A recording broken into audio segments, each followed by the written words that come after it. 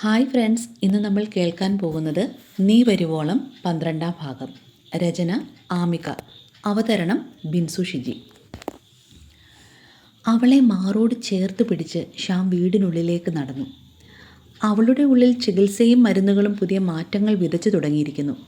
പൂർണ്ണമായ ഓർമ്മകൾ ഇനിയും തിരികെ വന്നിട്ടില്ലെങ്കിലും എവിടെയോ ചില മിന്നലാട്ടങ്ങൾ അവളിൽ ബാക്കിയുണ്ടെന്ന് അവന് തോന്നി. ആ പഴയ പ്രണയത്തിൻ്റെ നേർത്ത നാരുകൾ അവൾ അറിയാതെ തന്നെ അവളെ അവനിലേക്ക് അടുപ്പിക്കുന്നുണ്ടായിരുന്നു. അവളെ ഹാളിലെ ചാരുകസേരയിൽ സ്നേഹത്തോടെ ഇരുത്തിയിട്ട് ശ്യാം മുറിയിലേക്ക് പോയി. വേഗം കുളിച്ച് വേഷം മാറി തിരിച്ചു വന്ന് അവൻ അവളുടെ അരികിലായിരുന്നു. പുറത്ത് സന്ധ്യയുടെ നിഴലുകൾ വീണു തുടങ്ങിയിരുന്നു. ഉള്ളിൽ പ്രണയത്തിൻ്റെ നേർത്ത വെളിച്ചവും. എടാ, നിനക്ക് എന്ത് നല്ല മണമാ. അവൻ്റെ നെഞ്ചിലേക്ക് തല ചായ്ച്ചു വെച്ചുകൊണ്ട് ഒരു കൊച്ചു കുട്ടിയെപ്പോലെ അവൾ കൊഞ്ചി. ആ വാക്കുകളിൽ 4 വയസ്സുകാരിയുടെ നിഷ്കളങ്കതയും ഒരു ഭാര്യയുടെ അവകാശവും ഒരേപോലെ നിഴലിച്ചു. അവൾ തന്നിലേക്ക് ചേർന്ന് നിൽക്കുമ്പോൾ മഞ്ഞുകാലം കഴിഞ്ഞ് വസന്തം വിരുന്നെത്തുന്നത് പോലെ പ്രണയത്തിൻ്റെ നേർത്ത മുകുളങ്ങൾ അവളിൽ വിടരുന്നത് ശ്യാം അനുഭവിച്ചു. അപ്പോഴേക്കും അടുക്കളയിൽ നിന്നും മറിയാമ്മ ചേടത്തിയുടെ സ്നേഹം ചാലിച്ച് വെളി വന്നു. വാ മക്കളെ, വന്ന് ആഹാരം കഴിക്കാൻ നോക്ക്. സ്വന്തമായി കുടുംബമോ മക്കളോ ഇല്ലാത്ത ആ വൃദ്ധയ്ക്ക് ശ്യാമും വീണയും തങ്ങളുടെ മക്കൾ തന്നെയായിരുന്നു. പ്രതിസന്ധി ഘട്ടങ്ങളിൽ തണലായി നിന്ന ആ അമ്മച്ചിയെ മരണം വരെ കൂടെ നിർത്തണമെന്ന് ശ്യാം നേരത്തെ തന്നെ ഉറപ്പിച്ചിരുന്നു. ആഹാരമേശയിൽ അവർക്ക് വിളമ്പിക്കൊടുക്കുമ്പോൾ ഒരു പെറ്റമ്മയുടെ വാത്സല്യമായിരുന്നു അവരുടെ കണ്ണുകളിൽ.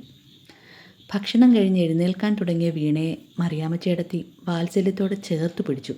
മോളെ, അമ്മ മേശപ്പുറത്ത് മരുന്നെടുത്ത് വെച്ചിട്ടുണ്ട്, കഴിക്കാൻ മറക്കരുത് കേട്ടോ. ശരി അമ്മക്കുട്ടാ. മറിയാമ്മ ചേടത്തിയുടെ കവിളിൽ സ്നേഹത്തോടെ ഒരു ഉമ്മ നൽകി ഒരു കുസൃതി കാറ്റെന്ന പോലെ അവൾ മുറിയിലേക്ക് ഓടി മറഞ്ഞു. അവൾക്ക് പിന്നാലെ ഒരു പുഞ്ചിരിയോടെ ശ്യാമും. ആ അപ്രതീക്ഷിത ചുംബനത്തിൽ ചേടത്തിയുടെ കണ്ണുകൾ അറിയാതെ ഈറനണിഞ്ഞു. ജീവിതത്തിൻ്റെ സായാഹ്നത്തിൽ താൻ തനിച്ചല്ലെന്ന തിരിച്ചറിവും ഒരു മകളുടെ കരുതലുമായി ആ സ്നേഹം അവരുടെ ഉള്ളിൽ നിറഞ്ഞു തുളുമ്പി. വിറയ്ക്കുന്ന കൈകൾ കൊണ്ട് കണ്ണു തുടച്ചുകൊണ്ട് ആനന്ദ കണ്ണീരോടെ അവർ സ്വന്തം മുറിയിലേക്ക് നടന്നു. രാത്രിയുടെ നിശബ്ദത ആ തറവാടിനെ പുതപ്പിച്ചു തുടങ്ങിയിരുന്നു. പക്ഷേ അവരുടെ മുറിക്കുള്ളിൽ പ്രണയത്തിൻ്റെ മത്ത് പിടിപ്പിക്കുന്ന ഒരു മാന്ത്രികത തങ്ങി നിൽക്കുന്നുണ്ടായിരുന്നു. കണ്ണാടിക്ക് മുന്നിൽ നിന്ന് മുടി ചീകിക്കൊണ്ടിരുന്ന ശ്യാമിനെ നോക്കി വീണ കുസൃതിയോടെ കണ്ണു ചിമ്മി. ഈ പാതിരാത്രിയിൽ എങ്ങോട്ടാ മാഷേ ഇങ്ങനെ ഒരുങ്ങിക്കെട്ടി? ശ്യാം കണ്ണാടിയിലൂടെ അവളെ നോക്കി നിന്ന് പുഞ്ചിരിച്ചു. എങ്ങോട്ടുമല്ല മോളെ, എനിക്കൊരു സുന്ദരിയായ ഭാര്യയുണ്ട്. അവളെ കാണിക്കാൻ വേണ്ടി ചെറുതായിട്ടൊന്ന് ഒരുങ്ങി എന്ന് മാത്രം. അപ്പോഴേക്കും ആകാശ നീല നിറത്തിലുള്ള നൈറ്റ് ഡ്രസ്സ് അണിഞ്ഞ് അതീവ സുന്ദരിയായി അവൾ കിടക്കയിലിരുന്നിരുന്നു. അഴിഞ്ഞു വീണ മുടിയിഴകൾക്കിടയിലൂടെ അവളുടെ മുഖം കൂടുതൽ തിളങ്ങി. ഒളികണ്ണിട്ട് അവളെ നോക്കിയ ശ്യാമിന് തൻ്റെ വികാരങ്ങളെ നിയന്ത്രിക്കാൻ പാടുപെടേണ്ടി വന്നു. അവളുടെ ശരീരത്തിൽ നിന്നും ഉയരുന്ന പനിനീർ ഗന്ധം മുറിയിലാകെ പടരുന്നുണ്ടായിരുന്നു. അവളുടെ സാമീപ്യം തന്നെ തളർത്തുന്നുണ്ടെന്ന് അവൻ തിരിച്ചറിഞ്ഞു. പ്രണയത്തിൻ്റെ വേലിക്കെട്ടുകൾ ഭേദിച്ച് അവളെ പ്രാണനോട് ചേർക്കാൻ അവൻ്റെ മനസ്സ് വെമ്പി. എങ്കിലും അവളുടെ ആരോഗ്യത്തിലുള്ള കരുതൽ അവനെ പിന്തിരിപ്പിച്ചു. പതുക്കെ കണ്ണു വെട്ടിച്ചുകൊണ്ട് അവൻ മന്ത്രിച്ചു. മതി നോക്കി പേടിപ്പിച്ചത്. ആ മരുന്ന് കഴിച്ചിട്ട് വേഗം കിടന്നുറങ്ങാൻ നോക്ക്. തൻ്റെ ഉള്ളിലെ അനുരാഗത്തെ കരുതലുകൊണ്ട് മൂടി വെച്ച് അവളുടെ നെറ്റിയിൽ മൃദുവായി തലോടുമ്പോൾ ശ്യാം അറിയുന്നുണ്ടായിരുന്നു, അവൾ പതുക്കെ പഴയ വീണയായി മാറുകയാണ്. വിവാഹം കഴിഞ്ഞിട്ടും വീണയെന്നും കന്യകയായി തുടരുന്നത് ശ്യാമിൻ്റെ അസാമാന്യമായ ആത്മനിയന്ത്രണം കൊണ്ടായിരുന്നു. ഓർമ്മകൾ തിരികെ കിട്ടാതെ ഒരു കുഞ്ഞിൻ്റെ മനസ്സുമായി കഴിയുന്നവളെ ശാരീരികമായി സമീപിക്കുന്നത് പ്രണയമല്ല, വഞ്ചനയാണെന്ന് അവൻ്റെ മനസാക്ഷി എപ്പോഴും ഓർമ്മിപ്പിച്ചു. അവളുടെ സാമീപ്യം ഏൽപ്പിക്കുന്ന പ്രലോഭനങ്ങളിൽ നിന്ന് രക്ഷപ്പെടാൻ അവൻ ലാപ്ടോപ്പ് തുറന്നു. ടേബിൾ ലാമ്പിൻ്റെ നേർത്ത വെളിച്ചത്തിൽ അവൾ ഉറങ്ങുന്നതുവരെ എന്തെങ്കിലും ജോലിയിൽ മുഴുകാമെന്ന് അവൻ കരുതി. മുറിക്കുള്ളിൽ നിശബ്ദത പടർന്നു. പെട്ടെന്നാണ് ആ നിശബ്ദതയെ ഭേദിച്ചുകൊണ്ട് അവളുടെ സ്വരം കേട്ടത്. ശ്യാം, നീ കിടക്കുന്നില്ലേ? അവൻ ഞെട്ടലോടെ അവളെ നോക്കി.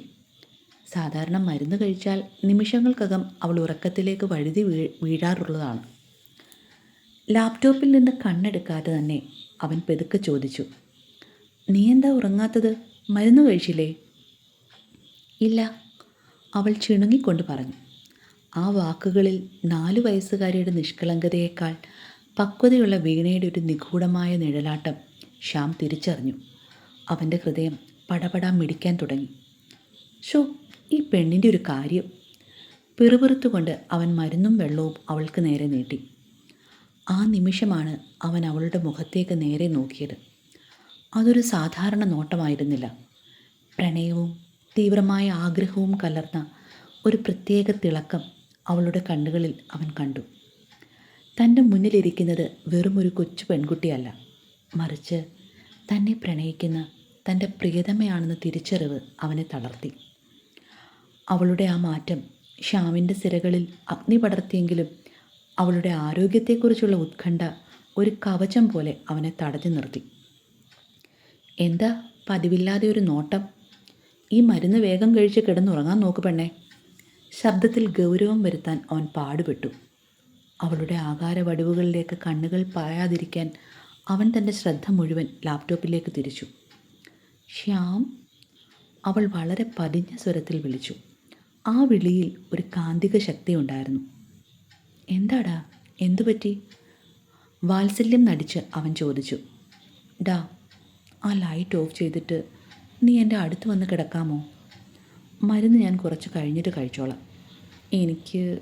എനിക്ക് നിൻ്റെ നെഞ്ചോട് ചേർന്ന് കുറച്ചു നേരം കിടക്കാൻ വലിയ കൊതി തോന്നുന്നു. അവളുടെ വാക്കുകളിൽ ഒരു ഭാര്യയുടെ പ്രണയവും കുസൃതിയും ഒരേപോലെ അലിഞ്ഞു ചേർന്നിരുന്നു. മുറിയിലാകെ പടർന്ന അവളുടെ പനിനീർ ഗന്ധം അവനെ അസ്വസ്ഥനാക്കി. എനിക്ക് കുറച്ച് ജോലിയുണ്ടായിരുന്നു. മരുന്നുകൾ മേശപ്പുറത്തേക്ക് വെച്ചുകൊണ്ട് ശ്യാം ഒഴിഞ്ഞു മാറാൻ ശ്രമിച്ചു. എന്താ പ്ലീസ്, ഇന്നൊരു ദിവസത്തേക്ക് മാത്രം. എത്ര നാളായി നീ എന്നെ ഒന്ന് ചേർത്ത് കെട്ടിപ്പിടിച്ച് കിടന്നിട്ട്? അവളുടെ ആ ചോദ്യം ശ്യാമിനെ പൂർണ്ണമായും തളർത്തിക്കളഞ്ഞു. ആ കണ്ണുകളിലെ ദയനീയതയും പ്രണയവും അവഗണിക്കാൻ അവന് കഴിഞ്ഞില്ല. ശ്യാം പെതുക്കെ ലാപ്ടോപ്പ് അടച്ചു വെച്ചു. അവളുടെ അരികിൽ വന്നിരുന്ന് ആ തലയിൽ വാത്സല്യത്തോടെ തലോടി. അവൾ കട്ടിലിൽ ചാരിയിരുന്ന് അവൻ്റെ കണ്ണുകളിലേക്ക് തന്നെ ഉറ്റുനോക്കി. ആ നോട്ടം അവനിലെ പുരുഷനെ കീഴ്പ്പെടുത്തുകയായിരുന്നു. അവൻ അവളെ പെരുക്കെ ചേർത്ത് പിടിച്ച് നെറ്റിയിൽ ആർദ്രമായൊരു ചുംബനം നൽകി. ഗുഡ് നൈറ്റ് മോളു. ദാ, ഈ മരുന്ന് കഴിക്ക്. സമയം ഒരുപാടായി, എനിക്കും ഉറക്കം വരുന്നു. അവൻ വീണ്ടും മരുന്ന് അവൾക്ക് നേരെ നീട്ടി. ഒരു ചെറിയ കുട്ടിയെപ്പോലെ മരുന്നിൽ നിന്ന് ഒഴിഞ്ഞു മാറാൻ ശ്രമിക്കുന്ന അവളിലെ കാമുകിയെ അവൻ അത്ഭുതത്തോടെ നോക്കി നിന്നു. അവൾ നിഷേധത്തിൽ തലയാട്ടി. അവൻ്റെ കൈകളെ മെല്ലെ തൻ്റെ ഹൃദയമിടിപ്പുകളിലേക്ക് ചേർത്ത് പിടിച്ചു. ശ്യാമിൻ്റെ കണ്ണുകളിൽ വിസ്മയവും ആശങ്കയും ഒരേപോലെ നിഴലിച്ചു. ടേബിൾ ലാമ്പിൻ്റെ മങ്ങിയ വെളിച്ചത്തിൽ അർദ്ധനഗ്നയായ അവളുടെ ലാവണ്യം കൂടുതൽ ശോഭയോടെ അവന് തോന്നി. ആവിയാകുന്ന മഞ്ഞുതുള്ളി പോലെ അവളുടെ ഉഷ്ണശ്വാസം അവൻ്റെ കഴുത്തിൽ വന്ന് പതിച്ചപ്പോൾ ശ്യാം പടുത്തുയർത്തിയ ആത്മനിയന്ത്രണത്തിൻ്റെ കോട്ടകൾ ഓരോന്നായി തകർന്നു വീണു. മോളെ വേണ്ട, ആദ്യം നിനക്ക് പൂർണ്ണമായും സുഖമാകട്ടെ, അത് കഴിഞ്ഞു മതി പ്ലീസ്. അവൻ്റെ വാക്കുകൾ പൂർത്തിയാക്കാൻ അവൾ അനുവദിച്ചില്ല. അവളുടെ പവിഴച്ചുണ്ടുകൾ അവൻ്റെ അധരങ്ങളെ പൂർണ്ണമായും സ്വന്തമാക്കി. വല്ലാത്തൊരു ആവേശത്തോടെ അവൾ അവനിലേക്ക് പടർന്നു കയറി. ആ ഉടലുകൾ തമ്മിൽ വേർപെടുത്താനാവാത്ത വിധം ഇഴചേർന്നു. അതുവരെ കൂട്ടിവെച്ചിരുന്ന നിയന്ത്രണങ്ങൾ മുഴുവനും ശ്യാമിന് നഷ്ടമായി. അവൻ അവളെ ആവേശത്തോടെ വാരിപ്പുണർന്നു. നിമിഷനേരം കൊണ്ട് അവർക്കിടയിലെ ദൂരങ്ങളില്ലാതായി. സുഖമുള്ള ഒരു നോവായി വീണ ശ്യാമിൻ്റെ പ്രാണൻ്റെ ഭാഗമായി മാറി. ആ നിമിഷം അവർക്ക് ചുറ്റുമുള്ള ലോകം നിശ്ചലമായി. പ്രണയത്തിൻ്റെ ആഴക്കടലിൽ അവർ ഒന്നായി അലിഞ്ഞു ചേർന്നു. പരസ്പരം അനുരാഗം പകർന്നു നൽകാൻ അവർ മത്സരിച്ചു. ഒടുവിൽ പൂർണ്ണ തൃപ്തിയോടെ തളർന്നു കിടക്കുന്ന അവളെ ശ്യാം വല്ലാത്തൊരു പ്രണയത്തോടെ നോക്കി. അവളുടെ മുഖം നാണത്താൽ ചുവന്നു തുടുത്തിരുന്നു. അവൻ്റെ നോട്ടം നേരിടാനാകാതെ പുതപ്പിനുള്ളിലേക്ക് മുഖം ഒളിപ്പിക്കാൻ ശ്രമിച്ച അവളെ അവൻ വീണ്ടും തൻ്റെ നെഞ്ചിലേക്ക് ചേർത്തു പിടിച്ചു. നഗ്നമായ ഉടലുകൾക്കിടയിൽ പ്രണയത്തിൻ്റെ ചൂട് വീണ്ടും പടർന്നപ്പോൾ വീണ്ടും ഒരിക്കൽ കൂടി പ്രണയത്തിൻ്റെ ആഴങ്ങളിലേക്ക് അവർ ആഴ്ന്നിറങ്ങി. ഒടുവിൽ പൂർണ്ണമായും തളർന്ന് അവൻ്റെ നെഞ്ചിലെ താളത്തിന് കാതോർത്ത് സുരക്ഷിതമായ ആ തണലിൽ അവൾ ഗാഠനിദ്രയിലേക്ക് വഴുതി വീണു. പിറ്റേന്ന് നേരം പുലർന്നപ്പോൾ ശ്യാം യാഥാർത്ഥ്യവും സ്വപ്നവും തമ്മിലുള്ള വല്ലാത്തൊരു കൺഫ്യൂഷനിലായിരുന്നു. കഴിഞ്ഞുപോയ രാത്രി ഒരു സുന്ദര സ്വപ്നമാണോ എന്ന് അവൻ സംശയിച്ചു. പക്ഷേ തൻ്റെ നെഞ്ചോട് ചേർന്ന് കിടക്കുന്ന പ്രിയപ്പെട്ടവളുടെ ചൂടും സാമീപ്യവും അത് സത്യമാണെന്ന് അവനെ ഓർമ്മിപ്പിച്ചു. അവളുടെ മുടിയിഴകളിൽ തലോടുമ്പോൾ ഒരു പുതിയ ജീവിതം വിരിഞ്ഞതിൻ്റെ ആനന്ദം അവൻ്റെ ഉള്ളിൽ നിറഞ്ഞു. പിന്നീട് അങ്ങോട്ട് ആ തറവാട്ടിൽ വസന്തത്തിൻ്റെ തിരിച്ചുവരവായിരുന്നു. ശ്യാമിൻ്റെയും വീണയുടെയും പൊട്ടിച്ചിരികളും കൊച്ചു കൊച്ചു പിണക്കങ്ങളും കൊണ്ട് ആ വീട് വീണ്ടും സജീവമായി. വീണയുടെ മാറ്റം അവിശ്വസനീയമായിരുന്നു. പഴയ പക്വതയുള്ള വീണയുടെ ഓർമ്മകൾ ഓരോന്നായി തിരിച്ചെത്തുന്നത് പോലെ അവന് തോന്നി. എങ്കിലും ചില രാത്രികളിൽ അവൾ അവൻ്റെ മാറിൽ മുഖം പൂഴ്ത്തി പെതുക്കെ ചോദിക്കും, ശ്യാമേ, നിനക്കറിയാമോ ശിവപുരം എവിടെയാണെന്ന്? ശിവപുരം. താൻ ജീവിതത്തിൽ ഇന്ന് വരെ കേട്ടിട്ടില്ലാത്ത ആ പേര് അവനിലൊരു നിഗൂഢത നിറച്ചു. എങ്കിലും അവളിലെ മാറ്റങ്ങളെ ഭയപ്പെടാതെ ആ നെറ്റിയിൽ ചുംബിച്ചുകൊണ്ട് അവൻ അവളെ ആശ്വസിപ്പിച്ചു. പ്രണയം അവരെ കൂടുതൽ ഗാഢമായി ബന്ധിപ്പിച്ചുകൊണ്ടിരുന്നു. നാളുകൾക്ക് ശേഷമുള്ള ഒരു തെളിഞ്ഞ പ്രഭാതം. ആഹാരം കഴിക്കുന്നതിനിടയിൽ വീണ പെട്ടെന്നാണ് ആ ചോദ്യം വീണ്ടും ചോദിച്ചത്. ഡാ, ഈ ശിവപുരം എവിടെയാണെന്ന് നിനക്കറിയാമോ? ശ്യാം പതിവ് പോലെ അറിയില്ലെന്ന അർത്ഥത്തിൽ തോളുയർത്തി. എന്നാൽ അവരുടെ സംസാരം കേട്ടുനിന്ന മറിയാമ്മ ചേട്ടത്തിയുടെ മുഖത്ത് ഒരു പ്രത്യേക ഭാവം വിടർന്നു. എന്താ മോളെ നീ ശിവപുരത്തെപ്പറ്റി ചോദിക്കുന്നത്? എനിക്കറിയാം ആ ഗ്രാമത്തെക്കുറിച്ച്. ചേട്ടത്തിയുടെ വാക്കുകൾ കേട്ട് വീണയുടെ കണ്ണുകൾ വിടർന്നു. അമ്മച്ചിക്കറിയാമോ? എനിക്കറിയണം ആ ഗ്രാമത്തെപ്പറ്റി. പ്ലീസ് എന്നോട് പറയുമോ? അവളൊരു കൊച്ചു കുട്ടിയെപ്പോലെ കെഞ്ചി. മറിയാമ്മ ചേട്ടത്തി തൻ്റെ ഭൂതകാലത്തിൻ്റെ ഏടുകൾ പതുക്കെ തുറന്നു. മോളെ, എൻ്റെ ബാല്യം ആ ഗ്രാമത്തിലായിരുന്നു. സ്നേഹിക്കാനും സഹായിക്കാനും മാത്രം അറിയാവുന്ന പാവം മനുഷ്യരുടെ നാടാണത്. ഇവിടെ നിന്ന് കിഴക്കോട്ട് ഏകദേശം 400ഓളം കിലോമീറ്റർ അപ്പുറത്താണ് ശിവപുരം. 10-60 കൊല്ലം മുൻപ് അവിടുന്ന് എന്നെ കെട്ടിച്ചയച്ചതാണ്. പിന്നെ അങ്ങോട്ട് പോകാൻ വിധി എന്നെ അനുവദിച്ചില്ല. മറിയാമ്മ ചേട്ടത്തി സംശയത്തോടെ വീണയെ നോക്കി.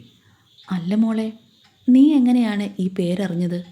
നിനക്കെങ്ങനെ ആ ഗ്രാമത്തെപ്പറ്റി ഇത്രയും നിശ്ചയം? ആ ചോദ്യത്തിന് മുന്നിൽ വീണയുടെ മുഖത്ത് പെട്ടെന്നൊരു ശൂന്യത പടർന്നു. അവൾ ഒരു നിമിഷം ദൂരേക്ക് കണ്ണുകൾ അയച്ചു. അറിയില്ല അമ്മച്ചി, കുറേ നാളുകളായി എൻ്റെ മനസ്സിൽ ആ പേരിങ്ങനെ മിന്നിത്തെളിയുന്നു.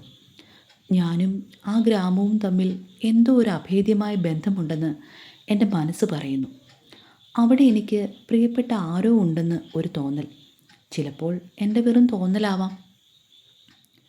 വീണയുടെ വാക്കുകൾ കേട്ട് ശ്യാം നിശബ്ദനായിരുന്നു.